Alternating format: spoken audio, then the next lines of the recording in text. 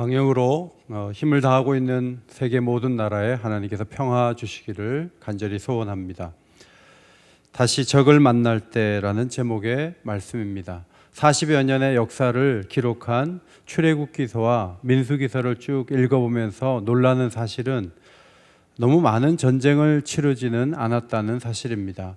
제가 이렇게 쭉 읽어보니까 출애굽기 18장에서 아말렉과 전투한 장면과 민수기 21장에 네게부 아라도 왕과 싸운 그런 전투의 장면이 기록되어 있고, 모압 왕 발락이 발람 선지자를 내세워서 이스라엘이 큰 피해를 입었음에도 불구하고 제대로 한번 크게 싸워보지 못하고 발락 왕과 발람이 각각 헤어지는 장면이 24장 25절에 기록되어 있는 것을 보았습니다. 40년 동안 이스라엘을 괴롭혔던 것은 사실 내부 문제가 상당히 강했다고 보여집니다. 먼저 모세가 홍해를 가른 위대한 일은 이루었지만 과연 이 사람이 우리에게 적절한 지도자인가, 리더십에 대한 회의, 또 불평, 이런 것들이 많았고, 또 내일 살아갈 문제가 보장이 되어 있지 않기 때문에 삶에 대한 어려움들, 또 늘 먹어야 되는 양식을 먹어야 되는 불평, 그런 것들이 많았고, 특별히 하나님께서 과연 약속대로 산지로 올라가서 가나안 땅을 차지하게 하실 것인가, 그것에 대한 회의가 이스라엘 백성들에게 큰 어려움을 가져다 주었습니다. 특별히 가데스 바네아에서 이스라엘 백성들은 하나님 앞에 불신앙을 보였습니다. 그래서 애굽으로 돌아가려고 했습니다. 그때 하나님은 매우 진노하셨고 20세 이상 된 사람들이 아무도 가나안 땅에 들어갈 수 없다고 선언하셨고, 그 일을 실제로 38년 동안 이루신 것을 보게 됩니다. 신명기 2장 16절에 모든 군인이 사망하여 백성 중에서 멸망한 후에, 이런 말씀이 있는데, 이 모든 군인이 누군가 했더니 20세 이상 애굽에서 나와서 군사로 싸울 수 있었던 사람들이 불평으로 인해서 하나님 선언하신 대로 다 죽은 다음에 이제 가나안 정복이 시작될 수 있는 때가 왔다 하는 것을 기록하고 있습니다.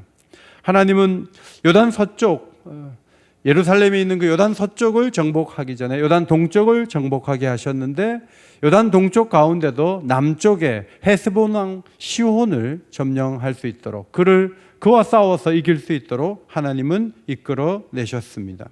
그리고 오늘 본문 말씀은 곧 이어서 모세와 이스라엘 백성들이 바산으로 올라가서 에드레이에서 바산의 군사들과 싸우게 되었다 하는 말씀입니다.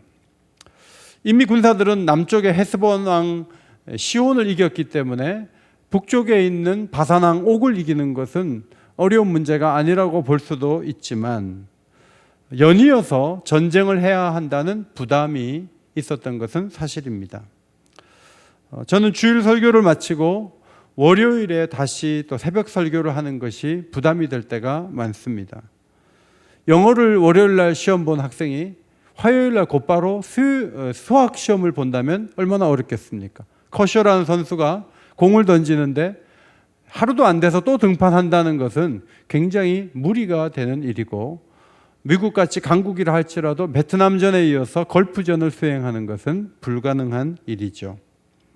아무리 강한 사람이라 해도 휴식이 필요하지 않겠습니까? 얼마 전에 아모리 족속 헤스본 왕을 제압하고 연이어 시온 왕을 제압한다는 것은 보통 어려운 일이 아니었습니다. 쉬면서 군사들이 힘을 얻고 군비도 점검하고 그렇게 해야 했지만, 하나님은 바산으로 올라가는 이스라엘 백성들에게 말씀하셨습니다. 그를 두려워하지 말라. 내가 그와 그의 모든 백성과 그 땅을 내 손에 넘겼다. 바산 왕 옥은 두려움의 대상이 아니다 라고 말씀해 주셨습니다. 이 전쟁은 내가 함께 하니까 올라가면 이길 수 있다 라고 말씀해 주신 것입니다.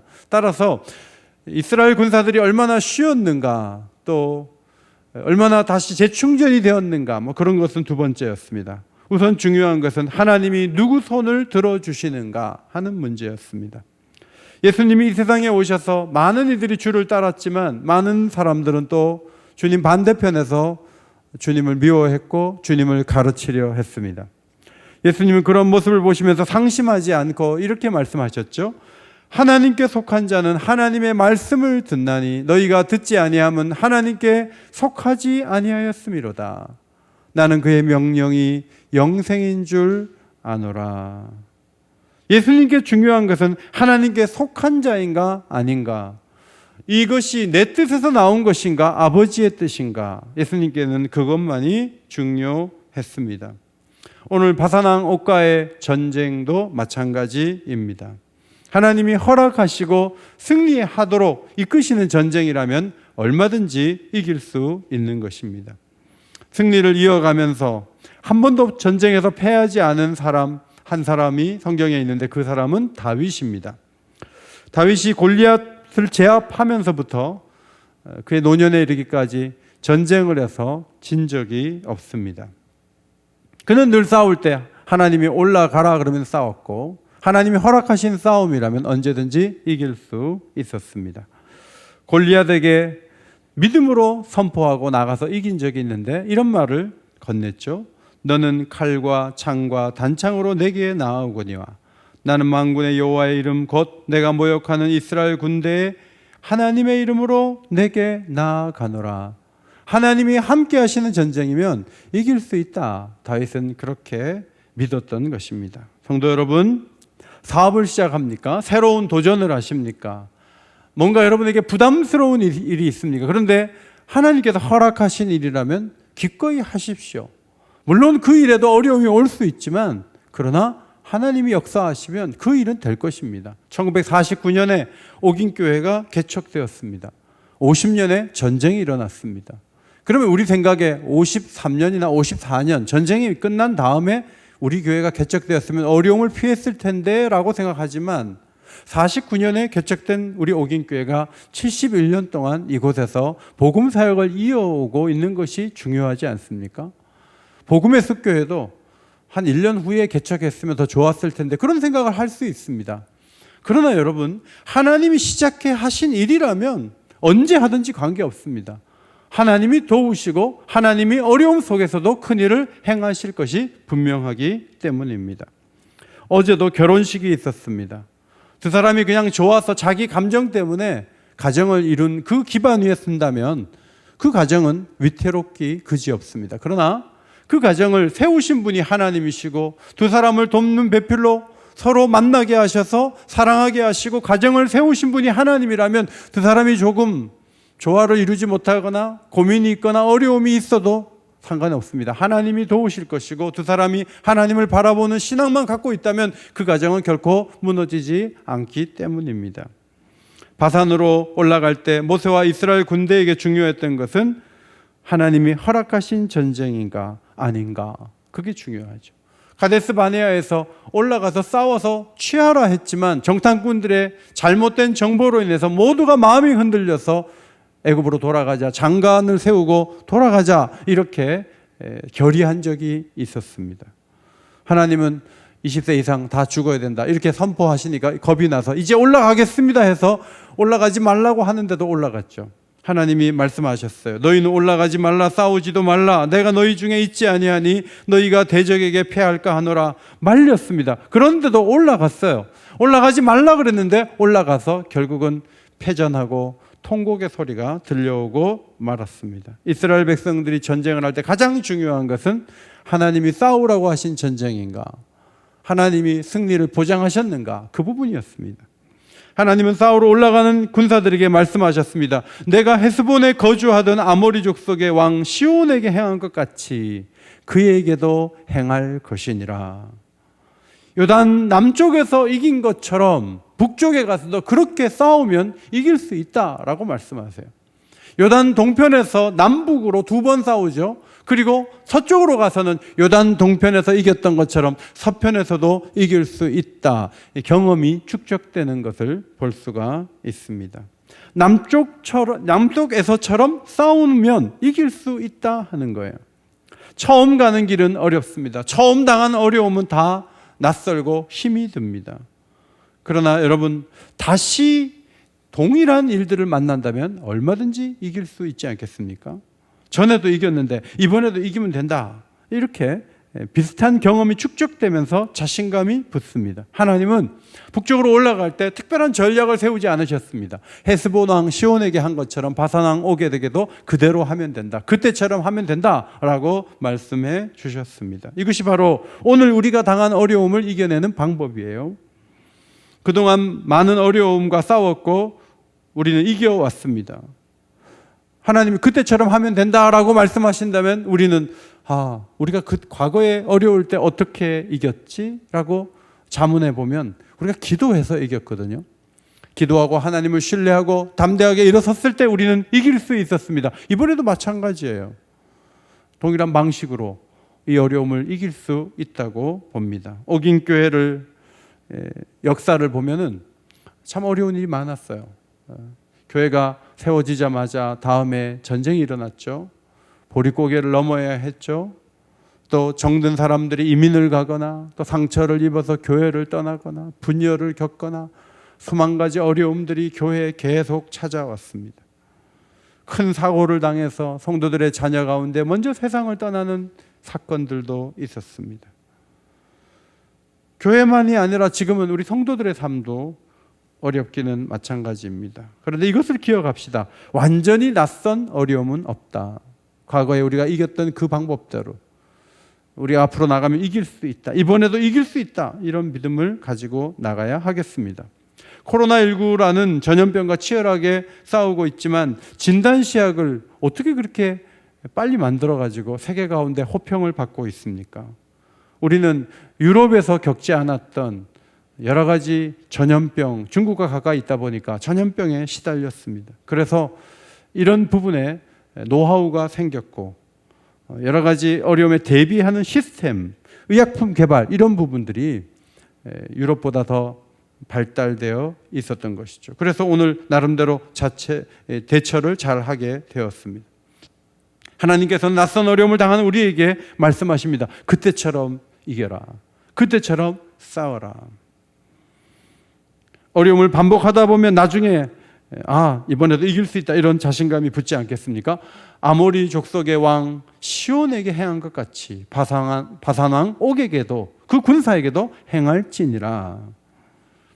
3절에 보니까 그들을 쳐서 한 사람도 남기지 아니했다고 했는데 6절에 보니까 남녀와 유아를 멸망시켰다 그랬어요. 여러분 이 부분을 가만히 보면 하나님이 굉장히 무자비하시고 인종 청소를 하시나? 아니 죄 없는 애들까지 다 죽어야 되나? 이제 그런 생각을 할 수가 있죠.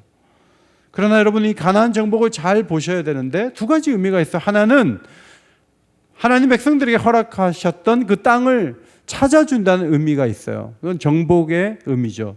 또 하나의 의미는 심판의 의미가 있어요. 가나안 땅에 많은 사람들은 죄로 물들어 있었습니다.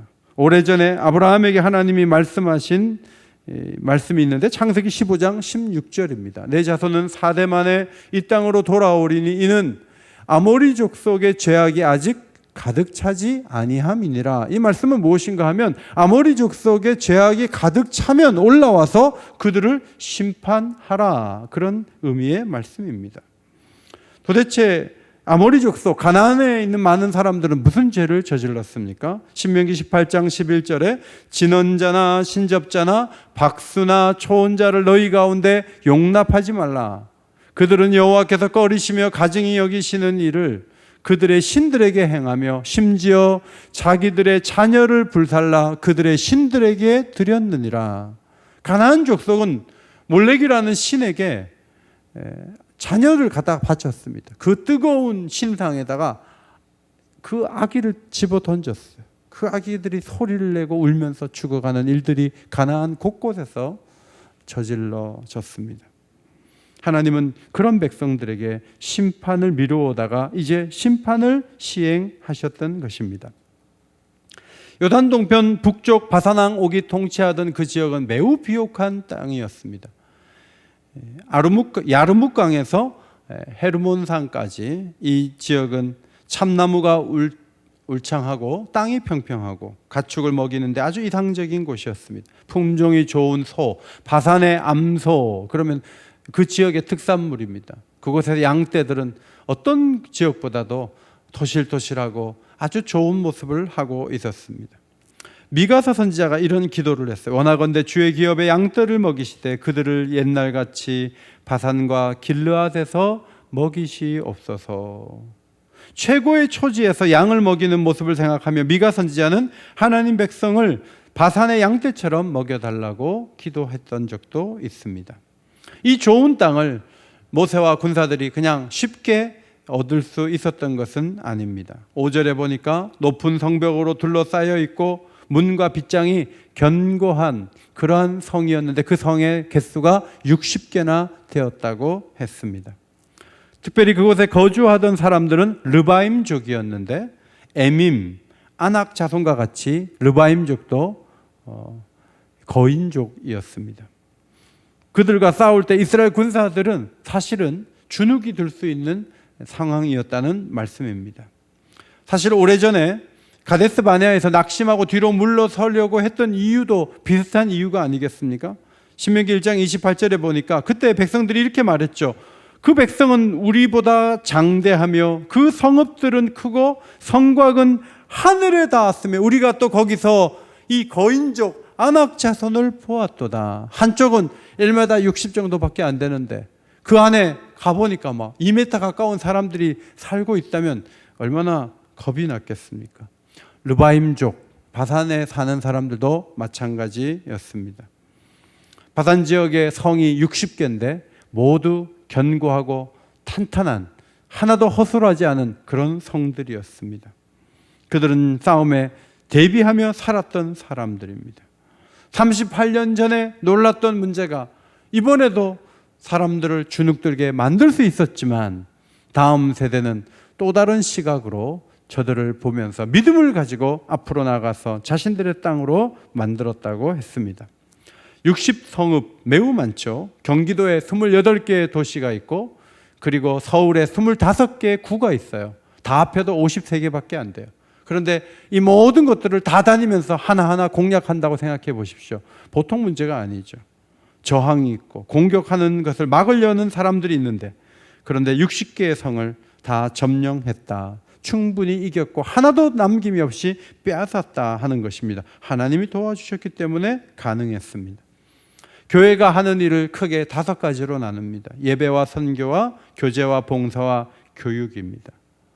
여러분, 교회가 하는 일이 5가지가 크게 나뉘어지는데 세부적으로 보면 사실 더 많습니다. 그런데 하나님이 이 어려운 때 우리 보고 더 많은 일을 하고 더 많은 성을 정복하라는 명령을 옛날처럼 우리에게 한다면 우리가 가능하다고 말할 수 있겠습니까? 우리를 어렵게 하는 요인들은 높은 성과 같고 거인들이 막아내는 그런 모습과 같은 것인데 과연 우리는 앞으로 나가서 장악할 수 있겠습니까? 이단들이 너무 많죠. 이단들은 봉사활동을 많이 하죠. 이번에 보니까 범죄자들도 낮에는 봉사활동하고 밤에는 못된 짓 하고 그랬더라고요. 이런 상황에서 뭔가 남을 섬긴다 그러면 오해를 받을 여지가 얼마나 많겠습니까? 사람들의 그 사고방식은 다원주의에 젖어서 예수로만 구원 그러면 딱 거부 반응을 보이는 것이 현실입니다. 말세에 사람들의 성품에 변화가 왔죠. 사랑이었고 교만하고 비방하고 감사하지 않고 무정하며 원통함을 잘 풀지 않고 쉽게 모함하고 절제하지 않고 사납습니다. 물질 중심이에요.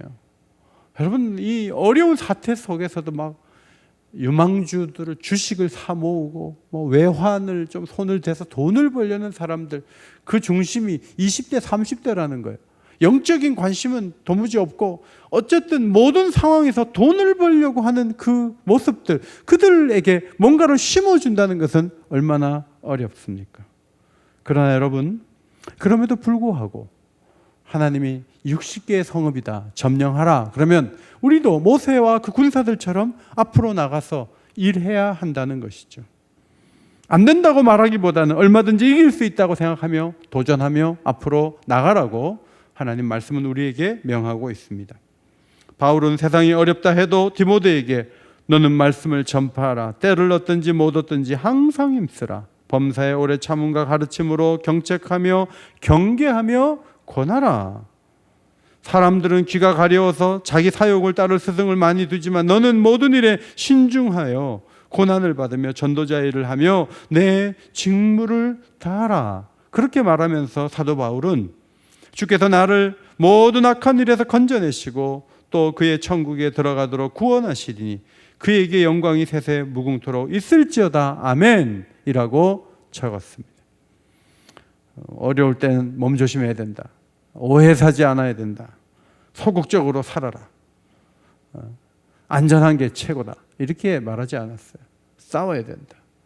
계속 선한 일을 반복해서 감당해야 된다. 주께서 모든 악한 일에서 건지실 것이다. 이렇게 가르쳤습니다. 어려운 여건에 있지만 성도 여러분, 우리에게 주어진 싸움을 싸워야 하지 않겠습니까? 지난 목요일에 종로 시찰 목사님들이 정기회를 앞두고 시찰회로 모였습니다. 전부 어려운 얘기할 것으로 우려를 했지만 한 사람도 힘들다는 말을 하기보다는 어떻게 이 어려움을 감내하고 있고 지금 도대체 교회들마다 무슨 일을 하고 있는지를 서로 나누었는데 저는 깜짝 놀랐습니다. 교회들마다 최선을 다하고 있었어요. 어느 교회는 이 어려운 중에 예배당을 이 고등학교 안에 짓고 있는데 그 일을 지금 힘을 다해서 감당을 하는데 아직까지는 할만하다는 거죠. 교인들이 힘을 모아서 하고 이 건물이 완성되면 이제 그 고등학교 강당이 되고 주일은 교회가 쓰고 이제 그렇게 하는 일을 지금도 힘을 다해서 감당하고 있다는 이야기를 해주셨습니다. 또 어떤 교회에서는 유튜브가 이렇게 온라인으로 뭐 좋은 것을 하지만 도대체 들을 수 없는 분들에게 요약을 해가지고 갖다 주기도 하고 전화로 신방을 해서 설교문을 읽어주고 기도해주고 이런 목사님들도 계셨습니다. 우리 교육자들도 보니까 묵상집을 가지고 선물을 가지고 곳곳을 찾아다니면서 학생들에게 좋은 것을 전하려고 애쓰는 모습을 봅니다. 성도 여러분, 모세와 군사들은 높은 성벽으로 둘러싸여 있고 빗장이 완전히 잠겨진 60개나 되는 성읍을 다 공략해서 하나도 빠짐이 없이 점령을 했습니다. 우리에게도 이 어려운 속에서 우리가 할 일이 있는 것이죠. 꼭 그것이 외적인 일이 아니라 할지라도 우리는 그 일을 감당하고 싸우며 이겨야 한다는 사실을 성경은 가르칩니다. 마지막 11절에 왕의 철침상 얘기가 나오죠. 마지막 한 사람, 남은 한 사람은 바산왕 옥이었는데 그의 철침상이 이것이 박물관에 유물처럼 남아 있었다 하는 겁니다. 모세의 가나안 정복 시기는 청동기 후기였는데 이 철기로 된 침상을 가지고 있다는 것은 그의 파워를 보여주는 거죠. 바산왕 옥은 이 정도로 강했고 이 정도로 앞서갔고 이 정도로 대단했다. 그것을 보여주는 하나의 상징적인 물건이었습니다. 특별히 그 크기가 엄청나지 않습니까? 가로가 9규빗, 그 다음에 세로가 4규빗. 그래서 4m, 1.8m 정도 되니까 킹사이즈 침대보다 훨씬 더 큰 침대일 수가 있는 거예요. 이것은 바산왕 옥이 거인이었다는 것을 말해주고 있는 것이죠. 그것이 그 당시에는 없었던 철기로 되어 있다. 굉장히 앞서 있었다는 걸 보여줘요. 보통 때 봤다면 그 침상을 보면서 두려움과 부러움이 있었을 거예요. 그러나 여러분, 그를 따르는 모든 사람들이 다 죽었습니다. 바산왕 옥도 사라졌습니다. 빈 침대예요. 이제 빈 침대를 보고 누가 그것을 부러워하며 누가 그것을 두려워하겠습니까? 더 이상 그 어떤 두려움도 줄 수 없는 물건에 불과하죠. 골리앗이 휘두르던 그 칼이 사람들에게 두려움을 줄 수 없습니다. 사울이 던졌던 그 단창이 사람들의 마음을 서늘하게 할 수 없습니다. 랍사게가 두려움을 주기 위해서 보낸 편지가 무슨 의미가 있으며 하만이 세운 장대가 무슨 힘이 있겠습니까? 로마 원형 경기장에서 성도들을 계속 순교하게 만들었던 그 함성 소리와 그 사자들이 울부짖는 그 소리가 남아있는 그 원형 경기장, 그게 무슨 의미가 있겠어요? 신사참배를 거부한 이들을 잡아가던 서대문 형무소가 무슨 두려움을 줄 수가 있습니까? 대구 신천지 건물에 걸어놓은 그 10만 명이 수료했다고 하는 그 사진, 여러분 무시무시하지 않습니까? 이단들이 이렇게 많은 사람을 수료시키고 자기 사람들로 만들었다는 것을 파워 있게 보낸 그 걸어놓은 사진이 우리에게 지금 두려움을 줍니까? 다 끝났어요. 요한계시록에 이런 말씀이 있어요. 1시간에 망하였도다. 세월이 지나면 의미 없이 없는 것들, 그 어떤 부러움의 대상도 될 수 없고 두려움도 줄 수 없는 것들, 세상은 그런 것들을 귀한 것이라고 붙잡아 놓고 있지만 바사왕 옥이 죽은 다음에 그 철침상이 무슨 의미가 있고 무슨 가치가 있고 무슨 부러움의 대상이 되겠습니까? 우리는 후손들에게 무엇을 남겨야 됩니까? 남이 쓰지 못하던 것을 우리는 썼다. 그런 어떤 물건을 남겨야 되겠습니까? 큰 집을 남겨야 되겠습니까? 물건보다 더 중요한 것은 이미지입니다. 어떤 이미지를 남길 것인가? 어떤 가치 있는 삶을 자손들에게 선물할 것인가? 가장 어렵고 힘들 때 어떤 말을 남기고 어떤 긍휼의 행동을 하고 갈 것인가? 이것이 중요하지 않겠습니까? 성도 여러분, 코로나19와의 싸움을 저는 빨리 끝내기를 원해요. 그런데 여러분에게 참 슬픈 소식은 코로나19가 끝나면 또 다른 어려움이 또 온다는 사실이에요. 헤스본 왕 시온과 싸운 다음에 바산 왕 옥과 곧바로 또 싸워야 했습니다. 우리의 싸움도 계속 된다는 말씀입니다. 우리는 또 다른 어려움 때문에 코로나19 이후에도 또 머리를 맞대고 고민하고 고생하고 그렇게 하면서 싸워 나가겠죠. 그러나 여러분, 이 사실을 기억하십시오. 첫째로 하나님이 함께 하시면 어떤 전쟁에서도 이길 수 있다는 것입니다. 하나님은 우리에게 말씀하십니다. 그때처럼 싸워라. 그때처럼 이길 수 있다. 다 또 다른 행동 방식이 필요한 것 같지만 사실은 우리가 싸워온 전쟁은 같은 양식의 전쟁인 것이죠. 원수들이 무너진 자리에서 발견된 철침상은 결코 두려움을 줄 수 없다는 것을 기억하십시오. 사람을 과시하고 자랑하기 위해 만든 물건이 더 이상 두려움의 대상도 부러움의 대상도 될 수 없다는 것입니다. 견고한 성을 자랑하고 많은 군사를 자랑하고 키가 크다는 것을 내세워 봐도 하나님이 함께 하시지 않으면 아무것도 아닙니다. 그러나 우리를 지키시고 싸우시는 분이 함께 하신다면 우리는 얼마든지 모든 전쟁에서 이길 수 있다. 성경은 그것을 가르칩니다. 성도 여러분, 하나님을 의지하며 달려갑시다. 이 코로나 사태로 인해서 많은 사람들이 무신론자들 가운데 하나님을 바라보게 되었다. 하나님께 기도하게 되었다. 그런 긍정적인 이야기도 들려옵니다. 이 어려운 때 신앙의 퇴보가 아니라 신앙의 진전이 있기를 바라고 어떤 싸움을 싸운다 해도 반드시 이길 수 있다는 믿음을 가지고 앞으로 나아가시는 우리 성도들이 되시기를 바랍니다. 기도합니다. 하나님 아버지 감사합니다. 요단 동편 남쪽에서 싸워서 이긴 군사들을 북쪽으로 보내셨습니다. 북쪽에서도 완벽한 승리를 거두었습니다. 하나님, 다시 어려움이 온다 할지라도 우리도 이길 수 있음을 주 안에서 믿음을 가지고 확신하고 앞으로 나아갈 수 있는 주의 백성들이 되게 하여 주옵소서. 간구하오며 예수님 복되신 이름으로 기도하옵나이다. 아멘.